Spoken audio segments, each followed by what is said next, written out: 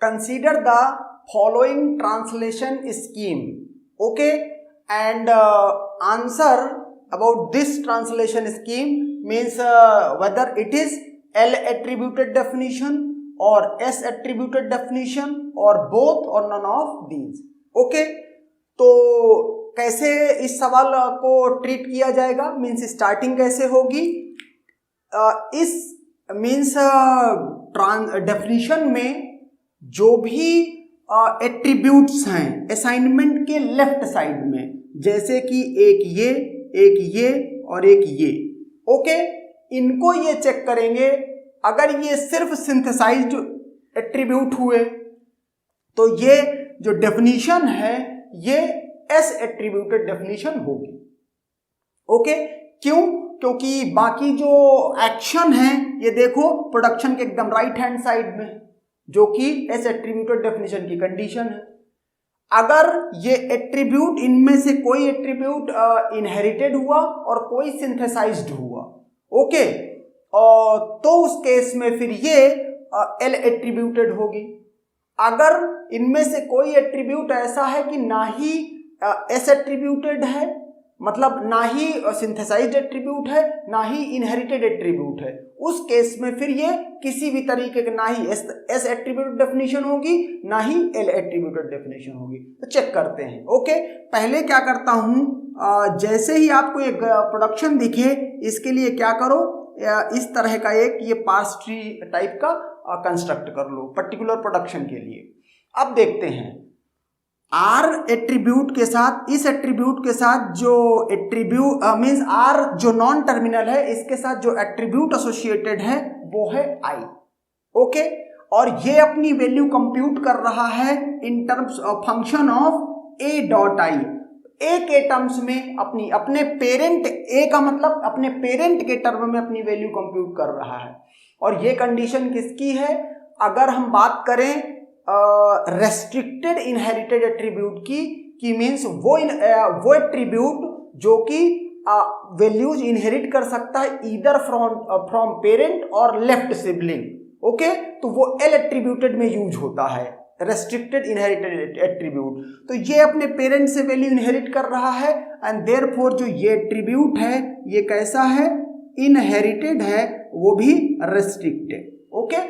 L attributed की condition satisfy हो रही है। अब तक देख करके तो यही लग रहा है। अब इस एट्रीब्यूट को देखेंगे Q डॉट आई, Q कौन सा एट्रीब्यूट है, Q कौन सा नॉन टर्मिनल है, ये, ओके। अब इसके साथ एक एट्रीब्यूट एसोसिएटेड है आई। हम देखते हैं कि ये अपनी वैल्यू किसके टर्म में कंप्यूट कर रहा है, आर के टर्म में कंप्यूट कर रहा है, मतलब राइट सिबलिंग, इसका सिबलिंग कौन है, आर, और आर कौन सा सिबलिंग है, राइट सिबलिंग है। मतलब अगर प्रोडक्शन इस तरह से लिखा हुआ है ए डिराइव्स क्यू आर, तो और आप क्यू की वैल्यू कंप्यूट कर रहे हो, तो ये क्या है, इधर वाले क्यू के राइट साइड के होंगे राइट सिबलिंग, क्यू के लेफ्ट साइड के जो नॉन टर्मिनल होंगे वो होंगे क्या, लेफ्ट सिबलिंग। तो ये जो एट्रीब्यूट है आई, ये इनहेरिटेड तो है, लेकिन एल एट्रीब्यूटेड डेफिनेशन होने के लिए इस आई को इनहेरिटेड एट्रीब्यूट रहने से सिर्फ काम नहीं चलेगा। क्या होना पड़ेगा, इसको रेस्ट्रिक्टेड इनहेरिटेड एट्रीब्यूट होना पड़ेगा। मतलब ये अपनी वैल्यूज मींस ये वैल्यूज इनहेरिट कर सकता है from left sibling, okay, and parent only. तो इस एट्रीब्यूट की वजह से ये इसको क्या बोलेंगे, not a restricted inherited attribute, okay, जिसकी वजह से अब ये पूरी जो डेफिनेशन है ये एल एट्रीब्यूटेड डेफिनेशन भी नहीं रह गई है, ओके।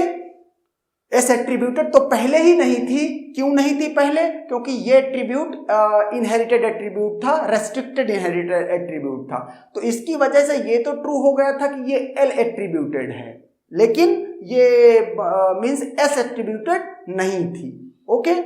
अब यहां से इसको भी देख लेते हैं, ए अपनी वैल्यू कंप्यूट कर रहा है क्यू के टर्म में, ओके, ए अपनी वैल्यू कंप्यूट कर रहा है क्यू के टर्म में, मतलब पेरेंट अपनी वैल्यू को कंप्यूट कर रहा है चाइल्ड के टर्म्स में, ओके, एंड देयरफॉर जो एस एट्रीब्यूट जो एसोसिएटेड है विद ए, ये वाला एट्रीब्यूट क्या है, ये सिंथेसाइज्ड एट्रीब्यूट है। तो अब ये सिंथेसाइज्ड हो, ये वाला रूल और सिमेंटिक रूल और ये वाला सिमेंटिक रूल, ये तो कंडीशन इनमें होल्ड हो रही है एल एट्रीब्यूटेड की, लेकिन ये बीच वाला रूल जो है इसमें नहीं होल्ड हो रही है। तो इसका मतलब एस एट्रीब्यूटेड तो ये पहले ही नहीं था, अब ये एल एट्रीब्यूटेड भी नहीं रह गया। आंसर क्या होगा, नन ऑफ दीज।